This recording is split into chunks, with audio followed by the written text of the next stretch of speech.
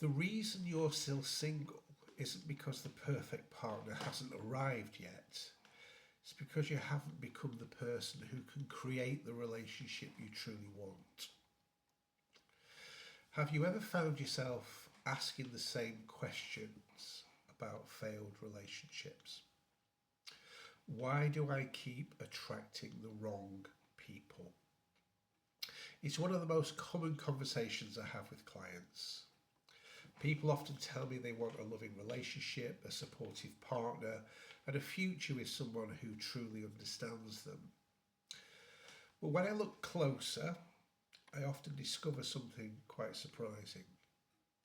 The biggest reason why people fail to find the right partner isn't bad luck.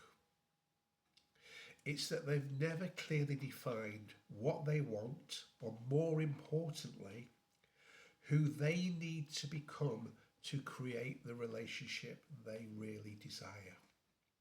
I'm going to explain this to you. So my name's Rick Cardwell. I'm a psychodynamic counsellor therapist. I do specialise in relationship therapies. And today I want to explain why this matters and what you can do about it. So let's start with an obvious truth. Most people's lives are not exactly where they want them to be. Now, life can be difficult. Sometimes people face genuine tragedy, loss, illness, or circumstances completely out of their control. But if we put those situations aside for a moment, we are left with an important question. Why do so many people fail to get what they genuinely want? Now, often it's because they never take the time to clearly identify what that thing is. So think about relationships. Many people say they want the perfect partner, but when I ask them what that actually looks like, they really struggle to find the answer. And even fewer people ask themselves a much more important question. What kind of person do I need to become to create a healthy, lasting relationship? Now that's where the real work begins. Let me give you an example.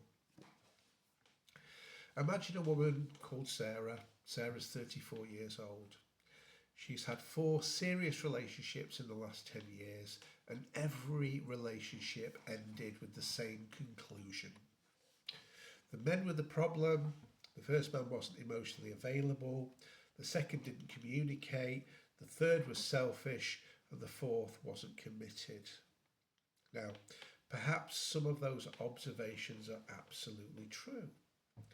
But after 4 similar experiences, there comes a point where Sarah has to ask herself, what role am I playing in these outcomes? And she should reflect on this. She realises she ignores the red flags because she's afraid of being alone. She rushes into relationships before really getting to know someone. She struggles to communicate her needs clearly.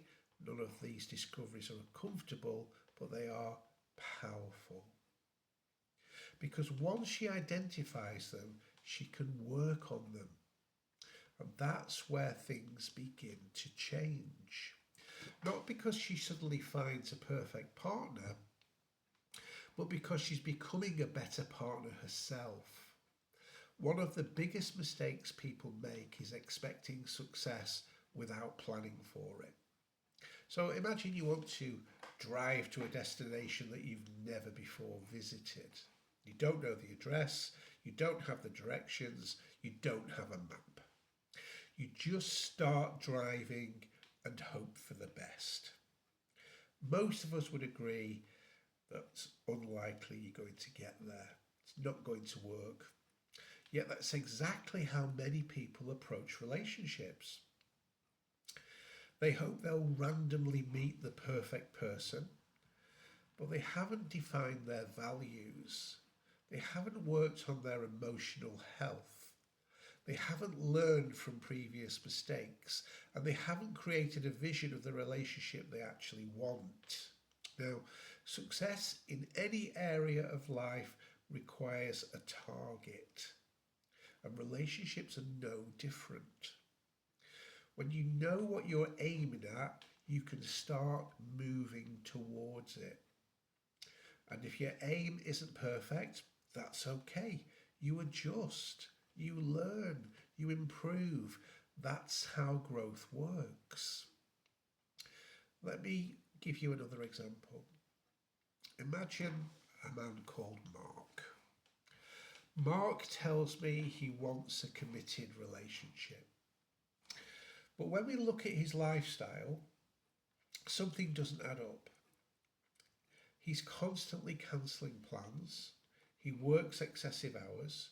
He spends every weekend partying. He avoids difficult conversation, and he expects a future partner to simply fit into the chaos of his life. Now, here's the reality. The relationship Mark wants requires reliability, communication, emotional maturity, and consistency. Yet his daily actions are producing the opposite result. The issue isn't that good partners don't exist. The issue is that his life isn't currently structured to support the relationship he says he wants. Now, once Mark realises that, he starts to make changes. He creates balance. He develops healthier habits. He becomes more dependable. And as he changes, the type of people he attracts begins to change too.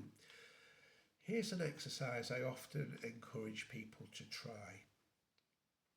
Sit quietly for a few minutes and ask yourself, what am I doing right now that's making my life harder than it needs to be? It's a simple question, but it can be incredibly revealing. The answer might be avoiding responsibility, holding on to resentment, choosing unhealthy relationships, neglecting your own well-being, refusing to learn from past mistakes. Most people already know the answer. The challenge is being honest enough to admit it, because real growth begins with self-awareness. So, is there such thing as a perfect partner? I believe the answer depends on how you define perfection. No human being is perfect. None of us are. But there are people who are perfectly suited to building a life with you. The question is, are you becoming someone who can build a healthy life with them? The right relationship doesn't start when you meet the right person. It starts when you begin becoming the right person. When you work on your character, your habits, your emotional well-being, and your self-awareness, something interesting happens. You begin recognizing qualities in others that you may have previously overlooked. You stop chasing fantasy. You start valuing compatibility. And that's often when meaningful relationships begin. So if you're searching for the perfect partner, start with this one question. What changes do I need to make in myself to create the relationship I truly want? Because the quality of your future relationship will often reflect the quality of your work that you're willing to do on yourself today. So thank you for watching. If this resonates with you, or I hope you take something away from this, then please like, subscribe, share all the things that you do, the social media things, in the hope that other people can learn something from this video and help to make their life better. So again, thank you for watching, and I'll be back with more useful tips, mental health, anxiety, relationship videos very shortly.